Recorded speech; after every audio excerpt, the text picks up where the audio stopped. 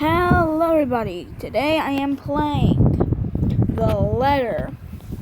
Now, The Letter is a virtual horror game. I found this game.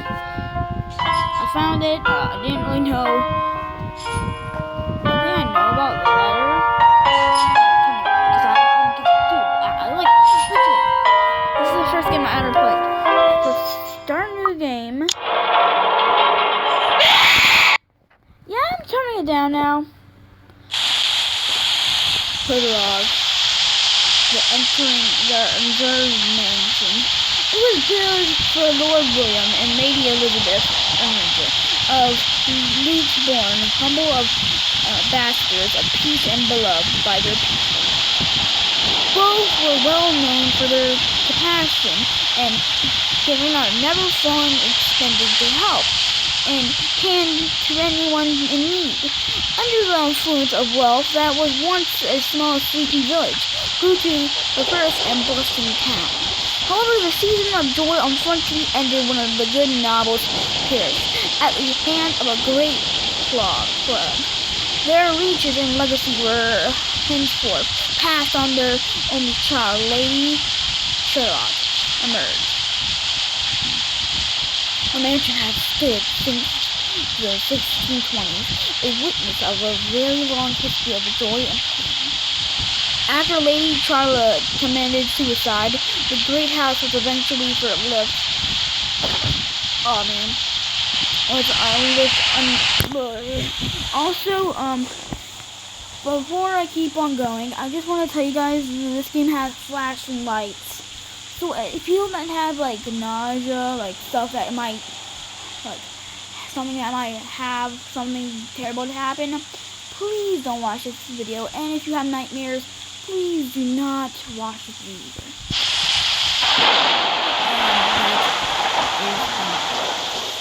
Surrounding the villagers spoke, seeing and hearing unworthy things of cries and howls that filled the night, and heard say a mysterious woman roaming the hollowed halls unison.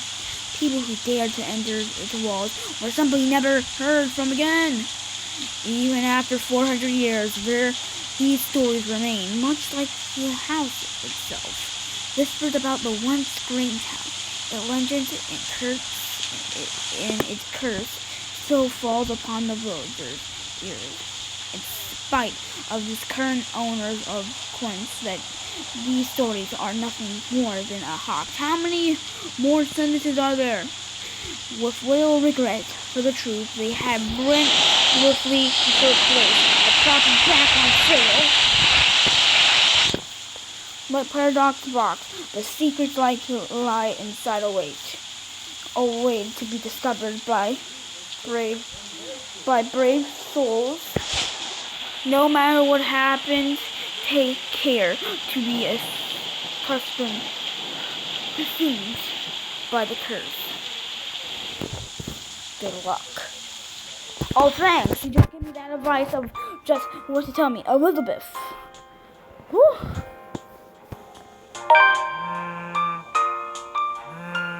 Hello? Isabella? Are you there? Oh, there's actually Where voice are you? acting. I don't know. Familiar dirty voice comes from the other end. Oh, hey Rose. I'm at St. Goretti High. What's the matter? What do you mean, what's the matter? Yeah, what's the matter? It's the mansion, silly. I'm here and you're late. Jeez, we're on shift together. You promised. Oh my God, please don't tell me you forgot. You were planning on leaving me to check this place out on my own, weren't you? Yeah, I'd probably do that to my friends. You chickened out. Oh, definitely a chicken. Calm down. You know I take my promises seriously. I'd like to believe that. So hurry up and get here. No. This place is huge. A bit too quiet since no one's lived here since, like, forever, but beautiful nonetheless. Okay. Why are you so surprised? This isn't the first time you've been there. I know. I just wish I could live in a place like this. It really takes my breath away. Yeah, well, I wouldn't be so sure about that. Not after the rumors that say it's haunted. Jeez, never mind those rumors. Ghosts aren't real after all. And even if they are, which they are not, They can't do anything. Nate. Sounds like I saw those videos once. They're nothing but spirits. You don't know that. They might be listening or watching right now, and they might not be happy with you enough to curse you. Maybe you just need to calm down for once. No offense, sweetie, but that's a bit of a stretch. Believe it or not, it's better to be careful. Right. You know, not every property we sell will end up with a dead body stuffed in a sofa. And I think that mansion is where we'll likely find another one. I can feel it. That was one time, Isabella. Listen up. Okay. Wait, just get here ASAP, please. I'm getting bored being here on my own. Fine. Let me just finish up here. I'll be right there soon. Okay, see you. Bye. Okay, she hangs up before I can respond. Rose, still charming as ever. Who was that? I look up from my phone to see Rebecca. Becca giving me a questioning look. Oh, that? It's just Rose. The one who trained you. Rose? The one who said he trained you for your job back when you started? You're working together again? Just for this property. We've been scoping out that big mansion down Anselm Village after the renovations. Today's sort of its grand opening to the public. The RC wants to give it one last check before we let potential buyers tour it this afternoon. Hold on. Is this the same mansion you've been telling everyone about? Didn't you keep saying how it just gave you the creeps? So I want to ask one question. Did Rebecca, or Becca, I like Becca, forget some lines? Like when she started the other line, it said wait. And she said another thing that said wait. Yeah. You actually went there? And you're going back? Well, I did promise Rose I wouldn't ditch her. And besides, a job is a job. Gotta do what you gotta do to make a living. As soon as those words left my mouth, Becca let a soft chuckle. What's so funny? Nothing. It's just that I didn't expect you to say that. Coming from you, it sounds so out of character. I mean, no offense, but you've been freaking out ever since you got assigned to it. I honestly thought you'd back out. Not all the time. I could really use a huge amount of cash right now, and this is just the fastest way to get it. Plus, listen to this. Briar Realty wants it sold as soon as possible, and the agent who lands the deal is going to get a huge bonus. They never give bonuses like that. Getting that would make life so much easier. They're desperate, I'm desperate, it's perfect. Maybe. A cynical look crosses her face. You know, if you're really in urgent need of money, you could have just asked me. Or Ashton. We can always let you borrow, and you can pay us back whenever. I have to keep myself from groaning out loud. In the years I have known her, I can already tell what to expect once she has that expression. Becca, I've noticed that you've been living off instant noodles these past few weeks. She crosses her arms and grimaces at the thought. Her voice slightly rises as she begins to scold me. Instantly, I'm reminded why Rebecca excellence at teaching her children teenagers. Stop eating junk. They're cheap, but they're not good for you. You'll definitely end up in the hospital if you keep at it. Here we go again. Eat another thing too? You're not my mom. I'm a president, not my mom.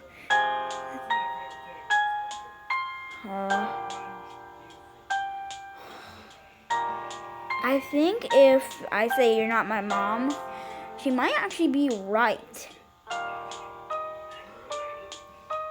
But then what if I said I eat another two, and then if we go to the mansion and like something happens and we get all hungry and everything and we don't have nothing to do. So that's what I'm thinking, is that I should say you're not my mom, but I really don't. Fine, you're not my mom. If you know what, this is that. I press my lips together and roll my eyes at her. I'm potentially sure how I should feel whenever she goes to her mother hen mode. She means well. I'm glad something looking out for me, especially when my family living on the other side of the globe. But Becca's bossy attitude could be such a pain at times. She's more overbearing than Mama, and that already says a lot. You're not my mom. I didn't say I am. Nope, but you're acting like one. You don't need to boss me around all the time. She gives me a completely impressed look. Immediately, I brace myself to another round of reprimand from her. I'm not bossing you around. I'm just telling you to at least mind what you're eating. Remember what happened last year? You ended up bedridden for 2 weeks after eating something bad, and I ended up having to listen to you cry about how those absences would take a huge chunk out of your paycheck. Do you want that to happen again? No, Mom. But a loud frustration inside comes for her, while the punches bring her out of her noise is likely to help ease a headache starts to form. I bite my lips to keep my mouth from laughing out loud at the image she makes, expecting her to say more. But when at last she looks up, she simply carrying a resigned expression on her face. I'm serious. Not my mom, Rebecca. Maria Isabella Grace. I shut my mouth after that. Although I'm not really angry, I don't want to be pushed in. Angry Becca isn't someone I like to cross paths with in my lifetime. I've seen it happen, and it wasn't pretty. Yeah, I'll stop. I grumble, but she seems to care much, only giving me a small act knowing and nod. Good. Look, if you need anything, tell me, and I'll help in any way I can.